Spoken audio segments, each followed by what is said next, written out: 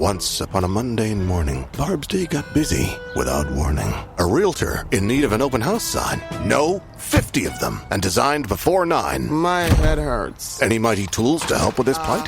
Aha! Barb made her move. She opened Canva and got in the groove. Bulk creating Canva sheets. Create 50 signs fit for suburban streets. Done in a click, all complete. Sweet! Now, imagine what your dreams can become when you put imagination to work at canva.com.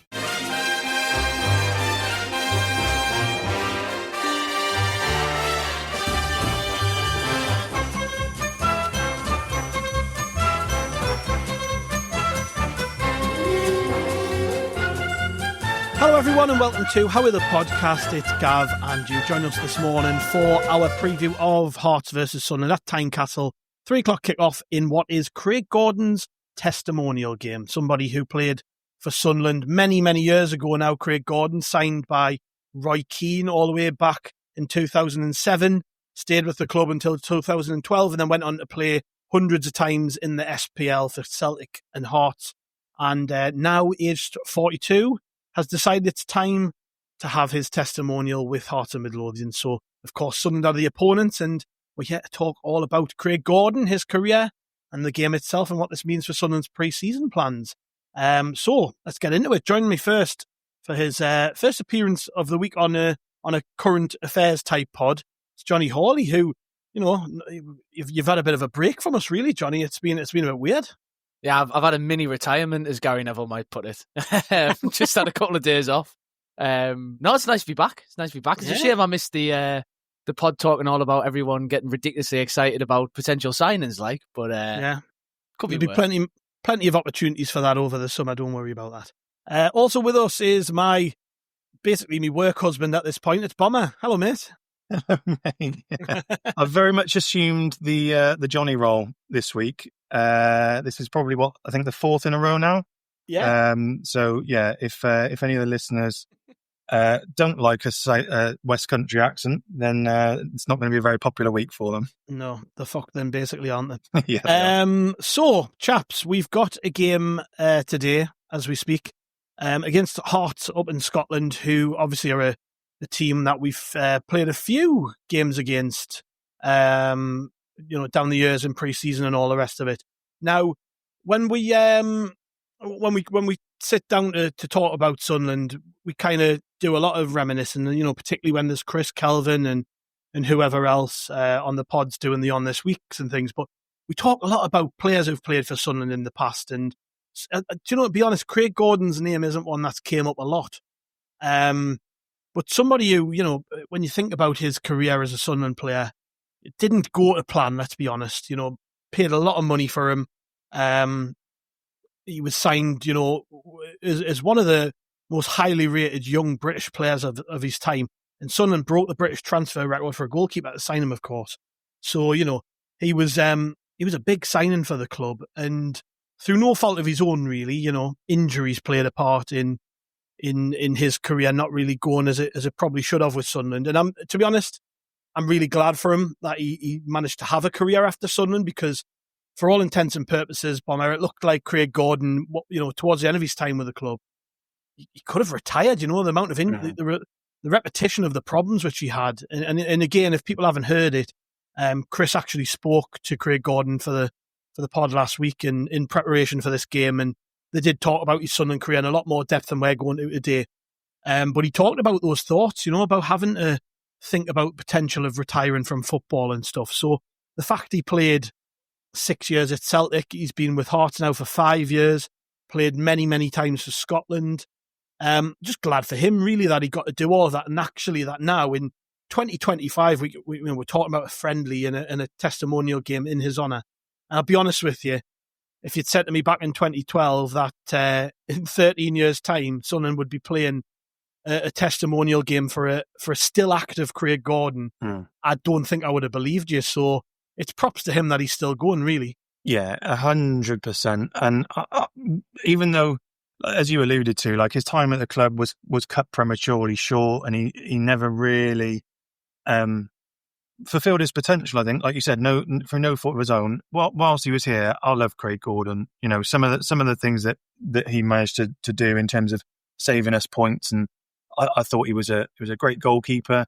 But you're right, to be 42 now and still active in the SPL, it's from a Sunderland's point of view, it's a great comeback story, isn't it? It's one of the for me anyway, it's one of the greatest comeback stories for a Sunderland player, or somebody who was revered by Sunderland fans, and I hope he was and I think he was by the vast majority.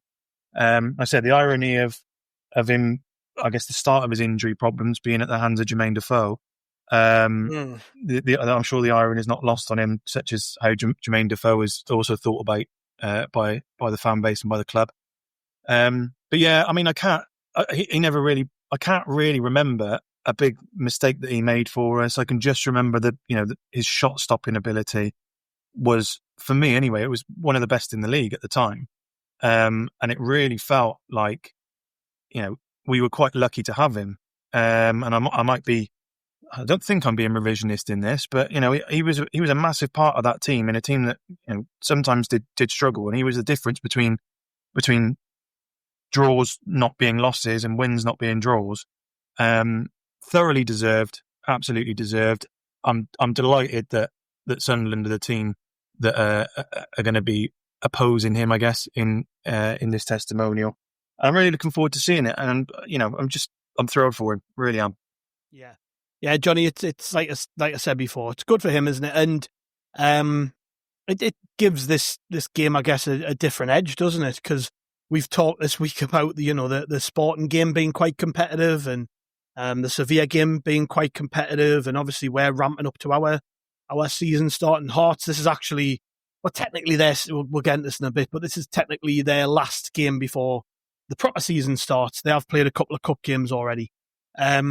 So there's a different feel about this, isn't there? It's typically testimonials would be quite jovial affairs, done in quite a fun manner, but at the same time, both teams do need to take the game quite seriously. So I guess that'll give the fans in attendance something to sort of hold on to. We like to see a bit of competitiveness, but at the same time, it's all in the name of somebody who obviously means a lot. A lot of the Hearts fans as well. He's played hundreds and hundreds of games at Hearts, and is one of their own, came through as a young player there. So it's So I'm actually looking quite forward to seeing how this one plays out. I think it'll make the atmosphere better above anything else. Even games, as you said, the Sporting game and the Sevilla game, there were particularly that first half against Sporting, I thought was obviously nowhere near a real competitive match, but on the pitch it was quite intense, really, for a pre-season friendly. And it had quite a lot going for it in that sense. But obviously, it's out in the Algarve. There's, scattered groups of Sunderland fans in amongst opposition fans, and you get a bit of atmosphere, but not loads. Whereas a game like this, I think, because it's a testimonial and it's actually at Hearts' Stadium, and it's not too long of a journey for Sunderland as well, like, it contributes to it being something much more like a proper game's atmosphere. And the fact that it's a testimonial for a player who, as you've just rattled through there, has, so many links to both clubs, and, he's going to go down as, legend might be too strong at Hearts, but certainly, he's going to be a big part of their history. So be a good mood amongst the fans. It should be quite a jovial place to be, I would have thought. And I'm sure people refresh themselves a bit before kick-off as well to contribute to that. But yeah, then on the pitch, it's, with all due respect to Hearts, it's a step down in quality from some of the teams that we've been playing. I think that's fair to say. So I would expect on the pitch to be much more of simply a fitness exercise, and probably a bit more getting to know each other for the players as well. Because I think, the only way you build those relationships between midfielders and forward players and, get those partnerships starting to develop is just by, it's by playing football together. So yeah, I think it pressure's off slightly on the pitch, but I'm hoping that off the pitch the supporters are able to make it an atmosphere that makes it a game worth tuning into, because I will be tuning into it. So if I waste 2 hours of my Saturday and it's absolutely shit, I'll be fuming. Yeah, well, the irony hasn't been lost on us, Bomber, that he actually might be injured for this game. He talked in that conversation with Chris. He talked about how he's basically been rehabbing for the full summer just to try and play some part in the game. So you would imagine, if he does get on the pitch, it's going to be for a few minutes, maybe, depending on how bad that injury is. Mm. And as we've said, it kind of did underline his time at the club, didn't it? Unfortunately, I'm a bit gutted, really, we didn't get to see the best of him, because when you consider that the ability that he had, and then the fact that he went on to win lots of trophies with Celtic as well, Craig Gordon should have been thought of in the same breath as possibly a Pickford in this country. I think so. Could have quite easily have had a career in the Premier League that lasted 15 years and played hundreds of times in the Premier League, and even gone on to play for a top club who was challenging at the top of the Premier League. Like, he was of that ability, wasn't he? It wasn't as though Craig Gordon was just a flash in the pan that Sunderland spunked a load of money on and it just didn't work out. His career was curtailed through injury. Yeah. And it's one of them, what if moments again in Sunderland's history, isn't it? That he could and should have been a bigger success if it wasn't for some bad luck, basically. Yeah, absolutely. And I think, I can't really speak highly enough of that potential. I think at the time, coming into that Spurs game where he broke his arm, there was talk about him potentially being, a target for top 4 clubs. At the time it would have been like, your United, your Chelsea's, etc. Even abroad, and there's people comparing him to, he was being spoke about in the same breath of the likes of Gigi Buffon and people like that. And I don't think I'm overstating that. He was, again, I'll go back to his shot stopping. I don't think I've seen a better shot stopper. I guess Mignolet was a pretty decent shot stopper, but he was nothing on Mignolet, who got his chance because Gordon was injured. Yeah. So again, it's a bit of a Sunderland sliding doors moment, because you think of how well thought of Simon Mignolet is at the club and what he went on to do, playing for Liverpool, etc. That could have quite easily been Craig Gordon, quite easily. But yeah, he never really got the chance to get going. And as we said at the start, it might not have been at Sunderland, but what the career he went to go on and have can't be anything short of a success, a success story, because like you said, it would have been easy. I think he took a year out anyway, didn't he? Even after kind of leaving us or leaving Celtic and then came back. But yeah, to have that many Celtic appearances under his belt, that many titles, that many clean sheets, etc. And people talk down about the SPL, but Celtic are the elite. I'll be careful there. Celtic and Rangers are the elite teams in that SPL who can compete in Europe. So it stands to reason that he was one of the best keepers in Europe, whether it was for us or for Celtic. He was, and I hope that's how he's remembered. Yeah, I hope he does get on the pitch, Johnny. That'll be disappointing, won't it, if he doesn't get his moment. It's funny, you think about like Alan Shearer. It was Sunderland's fault that he didn't really get much of a sniff in his testimonial. I don't know. There's no real link between those two things. It just came to mind there, remembering like Julio Arca sinking him in that derby game, and then if you've got a player with a testimonial coming up, just don't play Sunderland. Don't get Sunderland involved in any part of your whole season. Yeah. Otherwise, they're gonna be crocked. No, I hope he plays, like, obviously, because he's effectively the centerpiece of the whole occasion. But we might win if he does, if he's injured. Competitively, let's get him injured again. Let's bring Defoe in and do his other arm. We'll definitely win. But no, look, I hope he's fit. But there's a beautiful irony in Craig Gordon being injured for his own testimonial. Like, I know it's harsh, and I feel sorry for the bloke. But after all the troubles he had with Sunderland, it does, in a weird way, almost feel right.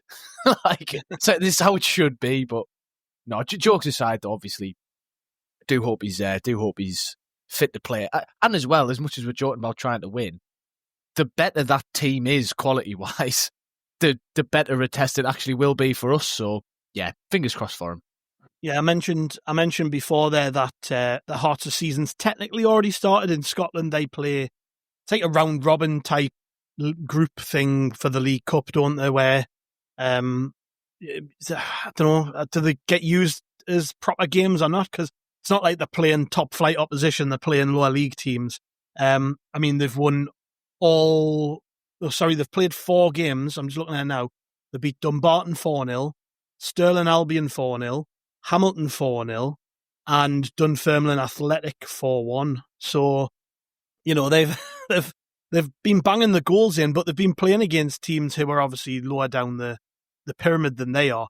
But I guess it's, it gives their pre-season plans a little bit of an edge. And just looking through the team that they've got, I mean, there won't be many players that Sunderland fans are familiar with, I wouldn't imagine, when it comes to Hearts.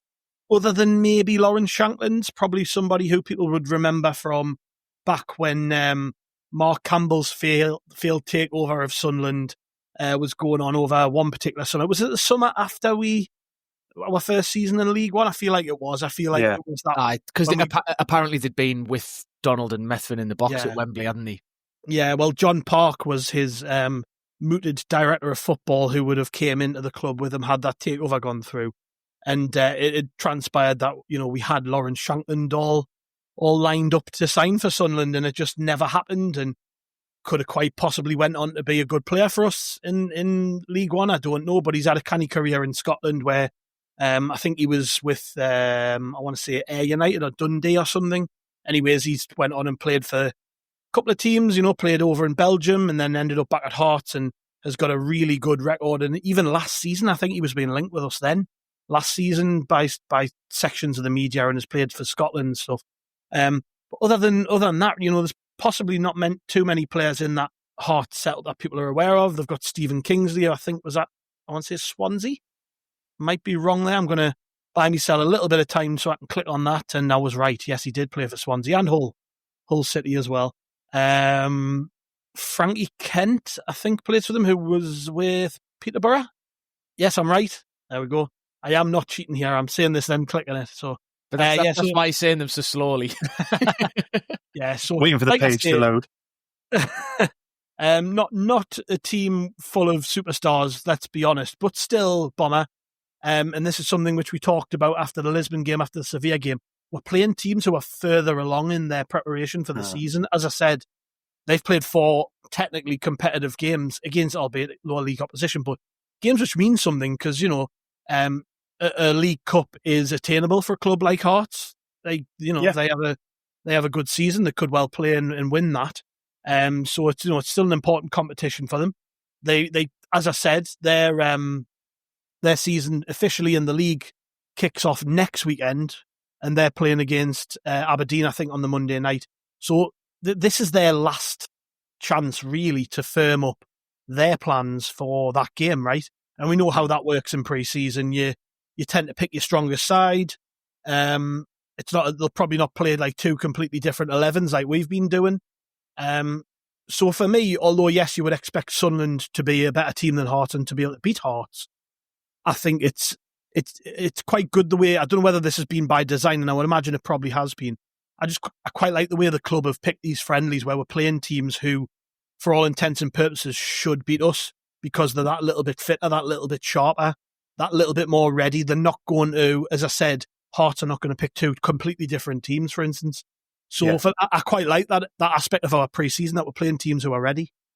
Yeah, I think you're right. I think it is by design. I mean, such is the level of attention to detail that the club have put into every little piece of this pre-season, whether it's signings or the social media or pre-season friendlies. It probably is by design. It's no coincidence probably that Sporting Lisbon start their Super Cup game in 7 days' time or whatever it is, and we were their penultimate friendly before stuff gets real. So yeah, I think that potentially has got could be a leveler. Like you said, we've got loads of new players that are coming in, and bringing people up to speed. It's the I guess holiday atmosphere of Portugal has gone, and it's really like now time to get down to business. We're back on home soil, well, in the UK. It's kind of getting to crunch time now, where the preparations really start to need to be built up. But like you said, Aberdeen have they've played 4 competitive, inverted commas, competitive fixtures already. And we're the last fixture before it really starts. So that could be a bit of a leveler. That extra little bit of fitness, the fact that they're at home. The one thing I wouldn't want, and I don't think the backroom staff at Hearts would allow that to be, is that sometimes testimonials can feel like testimonials. And that's not what I want to see from this game. I want to see us going all out to win. I want to see Hearts approaching it as if they're going to go all out to win, and they're really trying to stake claims for places for that opening game of the season. Yeah, I don't think the Hearts fans listening will like you calling them Aberdeen, but I'll let you off. Did I say Aberdeen? Oh, God. Yeah, sorry. So Hearts fans. He's declared himself as a Celtic fan, first of all. Now he's calling Hearts Aberdeen. You're not going to be able to enter Scotland. I'll not be allowed north of Hadrian's Wall anymore, will I? Yeah, Johnny, I just to touch on something which Bomber said there about readiness and things like that. Are you expecting to see, Sunderland approaching this game differently to all of the games we played so far? Like I said before, we've played basically 45 minutes and then changed the team in every game so far. Are you expecting to see this one as the next step up, us ramping up our preparations a little bit? It's hard to say. I think if there was ever going to be one game out of the remaining friendlies where we wouldn't do the full team first half, totally rubbish team second half, and when I say rubbish, I mean Bit harsh. But I mean, right. The first. I can't go to Scotland, Johnny. You're not going to be allowed in the stadium alive. Right. The first team has like 100 million spent on it. The second team has about 100. Totally rubbish or whatever that you just said. Though is a bit, Well, you know what I mean. The slightly second string. Daniel will be buzzing with that. Well, sign a contract, Dan. All right, and then you can come to us. But I think if there's going to be any game where we wouldn't pursue that strategy, it will be this one, because I think you can quite easily make 2 11s where you sprinkle in some of the quote unquote first team, and some of the some of the absolute dross. Now, some of the fringe players, and you can create 2 11s that are going to give Hearts a game, no matter what they put out. Assuming that they do start with a reasonably strong team, and aren't going to be making massive changes because they're a bit further along. So I think if there was going to be a game where we'd be a bit more balanced, it's probably this one. But I don't know how much Le Bris is going to be thinking about that cohesion aspect that I mentioned before, because I think that's the one aspect for me where I would worry about trying to mix things up too much, because I understand that, if you're constantly playing near enough the same 11 in one half and near enough a completely different 11 in the other half every game, then you are, there's a different intensity in that first half. So everyone who plays in the second half isn't getting that much of an intensity in their games. But I do think that if I was Le Bris, I'd be looking at it and thinking, yeah, Diarra, 30 million euros, great player. Yes, Siddiqui looks great. Yes, all the rest of them, they look like talents. But if they're not playing together as much as possible at all stages of pre-season, they're going to rock up the Stadium of Light on whatever it is, August the 16th for the first game against West Ham, and they're going to look at each other and think, I've only played about 100 minutes with you. I don't know where you want to be on the pitch. I don't know how you like to receive the ball. I don't know the way that you work. And now, yes, it's not going to be pre-season's not going to make or break those relationships, or certainly one friendly at Hearts isn't going to make or break it. But I think if I was Le Bris, I'd be thinking about trying to have who I have in my mind as my first 11, just playing together as much as possible. And now, yes, if that means 45 minutes ago and then come off, then so be it. But I just think it's too important to build those relationships. And that's probably why we've brought a lot of these players in as early as we have as well. Mm-hmm. Well, we play again on Tuesday as well, Bomber, don't we? So, we've got whole days after the Hearts game. So, you're going to get an idea on you pretty quickly, once the teams are announced, as to how we're approaching these 2 games together. Yeah, that'll be key. If we play 45 and switch again, it'll be the same on Tuesday. We'll do 45 with one team, 45 with the other. Because I'm just looking. Obviously, we've got 5 pre-season games left, including today's game. So you got Hearts, Hull away. Then we play Real Betis at the Stadium of Light.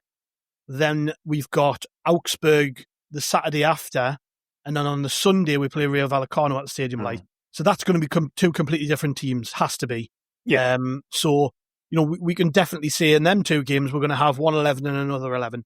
But it's these 3 games which interest me. I'm trying to, this might have been said, so I don't know, but I think he'll probably give an hour to one team in each of these games. So it'll be instead of 45 minutes, it'll be an hour against Hearts, an hour against Hull for the other set, and they rotate half an hour each. So, do you know what I mean by that? So that's me thinking anyways. I think that'll be, rather than going from 45 minutes up to, say, 80 or 90 minutes, I don't think they'll make that jump quite yet, particularly with the amount of injuries we've got. I think it'll be an hour today, an hour on Tuesday, with the alternative team playing the remaining 30. Yeah. That's probably where I see it lying. I think you're not far off, because, how many have we played now? 3, 4 friendlies? And those new players that haven't really played more than 45 minutes, they're going to need to start getting more than 45 minutes into their legs. Otherwise, come the 16th of August, we'll be fantastic for the first half, and then second half would have run out of steam. But I think you're right. I think those who Le Bris considers to be his starters, as we sit here today, will start to get more and more minutes. Yeah. I think I kind of agree with Johnny. What Johnny is saying is that there is a danger. I'm not saying it will happen, but there is a danger that this fixture on Saturday could be treated a bit of like a testimonial. And in which case, if the manager thinks that might be a possibility, he might mix it up a little bit, and we'll see, Dan Neil, Siddiqui and Diarra, for example, rather than having a half of one and a half another, or 60 minutes of one and 30 minutes of Dan Neil. I think the Real Betis game on the 2nd will be he'll treat that as the first game of the season, in terms of how he's going to set up, the players he's going to use, when he's going to make substitutions, obviously injuries permitting and everything else. And then we'll see two completely different teams the weekend after. And then we're into it. I think Hull will go strong again, because he'll want to see us put in a performance away from home against a slightly weaker opposition, and he'll probably want to see us, not saying we're going to, but he'll probably want to see us put 3 or 4 past Hull and really go all out. But this game, it could be anything. It could be anything. I agree with exactly what you're saying, and I also agree with what John is saying. It could be somewhere in between. I couldn't put my finger on it, but one thing's for certain: as these games get ticked off and we get closer to the West Ham game, the likes of Siddiqui, Diarra, etc., are going to get more and more minutes, and we'll probably see, come Augsburg or Rayo Vallecano, those players getting 90 minutes, and it will be the subs for West Ham that will get rotated on and have 30 minutes, 20 minutes here or there. Yeah, and just something else briefly on that as well. I think it's important to remember that a lot of these players are going to need a bit of confidence as well. So you don't want to be mixing the teams up too much, because somebody like Talby, for instance, on the right wing, he looks decent. He looks like he's got a good touch and he's a good player, but he'll want to get an assist, get a goal, be involved in some good play before the season proper. So I think we've got to be wary about rotating too much, just because, again, it harks back to the point I made about the relationships. But I just think these are young lads as well. They're 20, they're 21, the oldest players that we're signing, barring potential signings that may come in, the oldest players are like 22. They'll want to feel, ball hitting back of net in a Sunderland top before West Ham, because you don't want to be going into competitive football feeling undercooked. Yeah, there's a bunch of players too, Bomber, who haven't really featured over pre-season that I think we probably will see either play today or on Tuesday, or a mix of both. I don't know. I mean, there's Chris Rigg, Anthony Patterson, and Reinildo, who's actually trained since the back end of the Portugal trip. And I might be missing somebody, but I think that's pretty much it. Obviously, Isidore missed out that last game, didn't he? Yeah. Niall Huggins missed out that last game. You would expect them to be okay. They were just, rested for that one to give them a bit of a break. So hopefully we'll see something resembling more of a first team full squad. Because no disrespect to the young lads who've came in and done 45 minutes here and there, but I'm not expecting Jensen Jones to be playing in the Premier League, for instance. I'm expecting Reinildo to be starting against West Ham. So I'm really keen to see how he does. I want to see Chris Rigg with these new midfielders. Even though, again, it's pre-season. We keep caveating everything we say, just pre-season. But it does give you a glimpse into what could be. And we know how good Chris Rigg is, but we've not seen physically how much he's improved over the summer. And we've not seen what he's like with better players around him as well. And we're going to get to see that properly when the season starts. But I am quite intrigued about that. And of course, Patterson coming in because, bless Blondie, he's here, isn't he? But I didn't get a lot of confidence from watching him the other night. Well, some of those punches against Lisbon left a little bit to be desired. Didn't they? Yeah. So, and Patterson's going to, a big talking point over the summer has been goalkeepers, whether we sign one or not, whether we go out and get somebody to replace or compete with Anthony Patterson.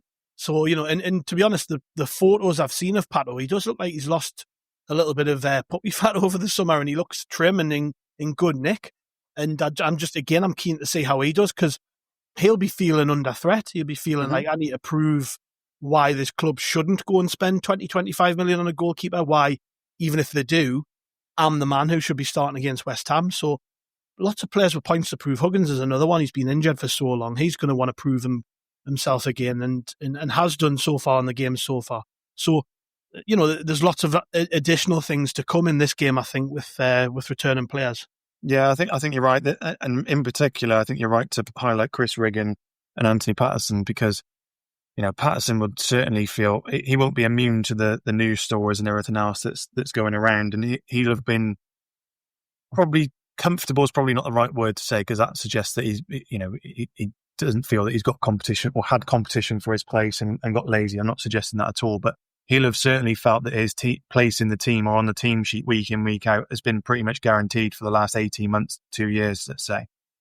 And this is the first time it's really come under some sort of threat, even though it's only kind of, in theory, we're signing this player for £20 million. He's going to feel like he's got a point to prove. And I hope that's the attitude that he takes, because, players can go either way, can't they? If a player is used to being one of the first names on the team sheet, and then all of a sudden someone comes in to challenge them, they either step up to that challenge or they go, sod this, I'm supposed to be the man here, and then they throw their toys at the pram and they go somewhere else. Now, it looks like you said, in some of the training videos that we've seen and pictures of him, and in terms of, there's not been any rumours of Anthony Patterson going elsewhere this summer.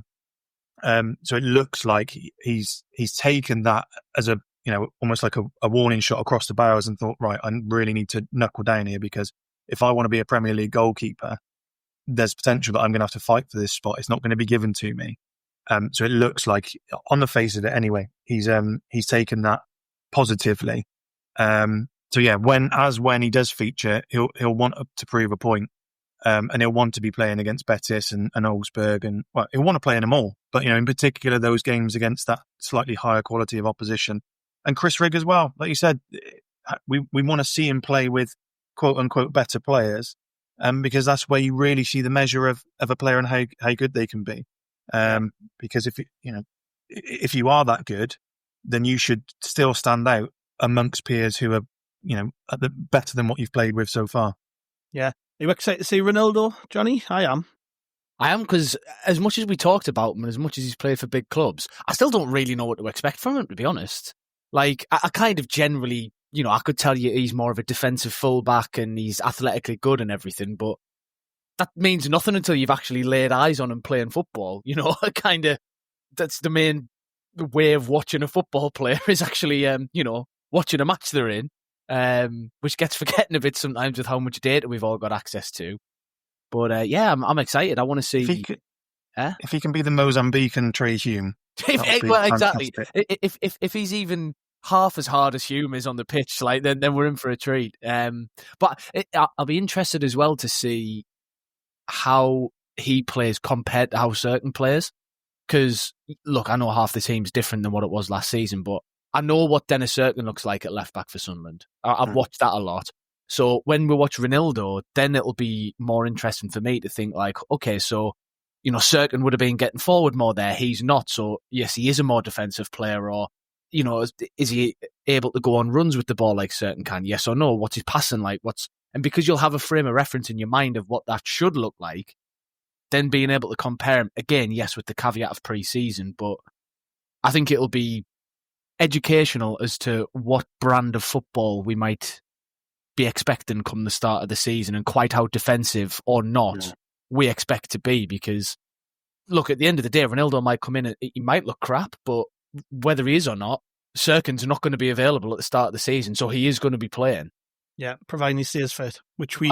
Fingers, cross every finger. Fingers, legs, toes, arms, everything crossed. Eyes, the lot. Everyone but Niall Huggins is hoping for that anyways.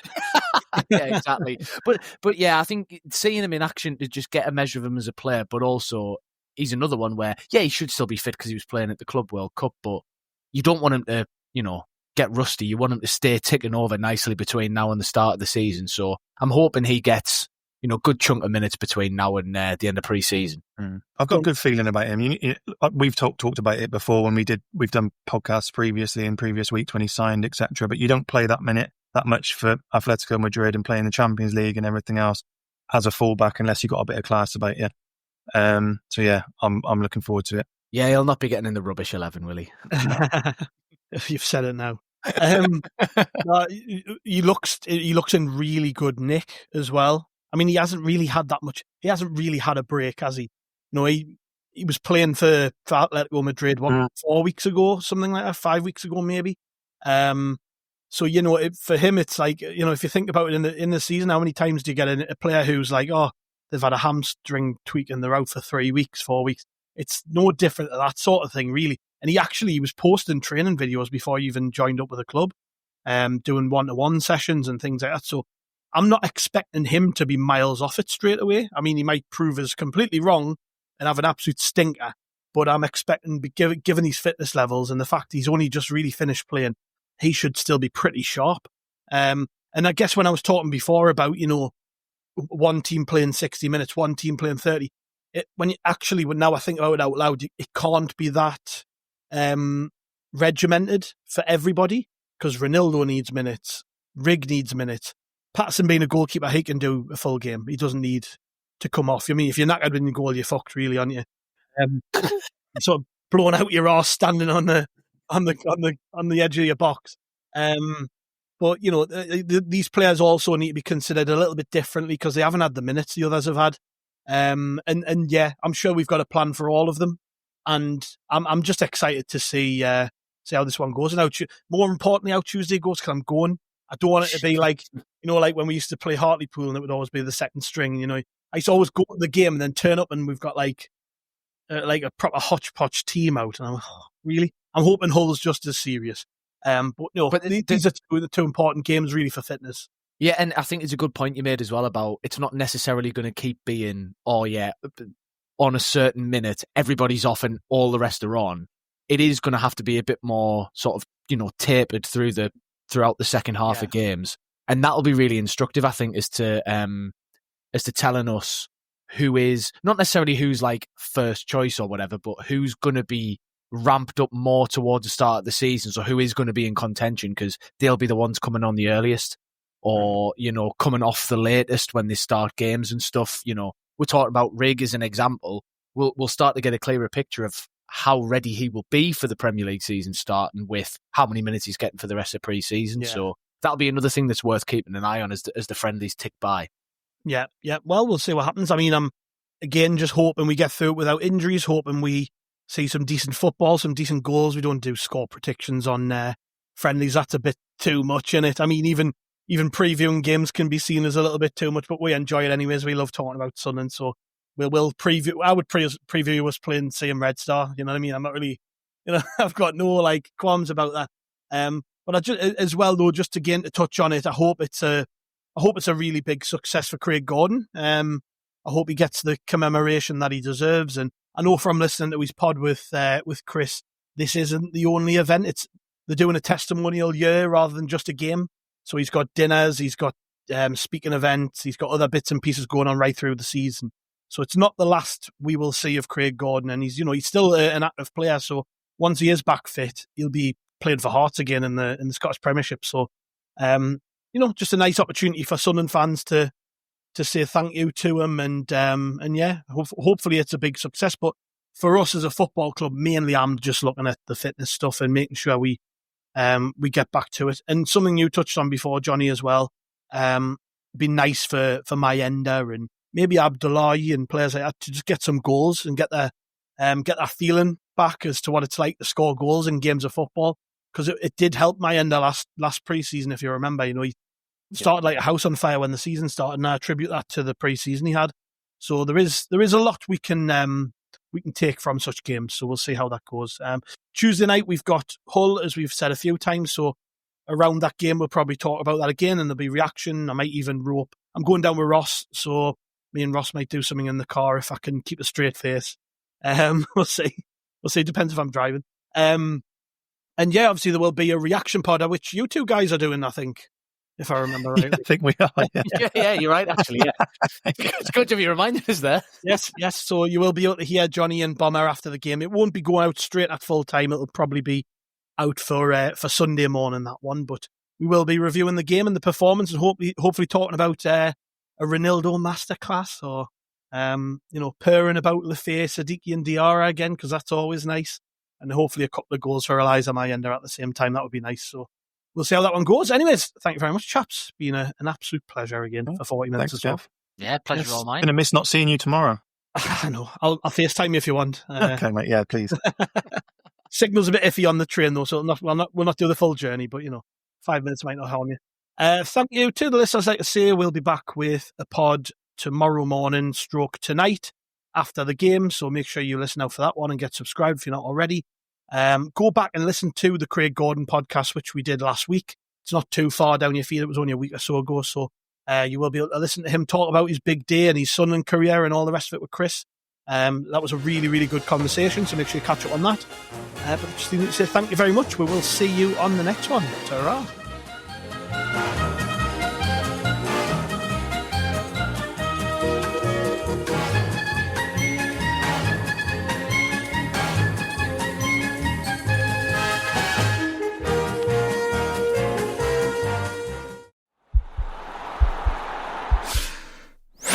This podcast is part of the Sports Social Podcast Network.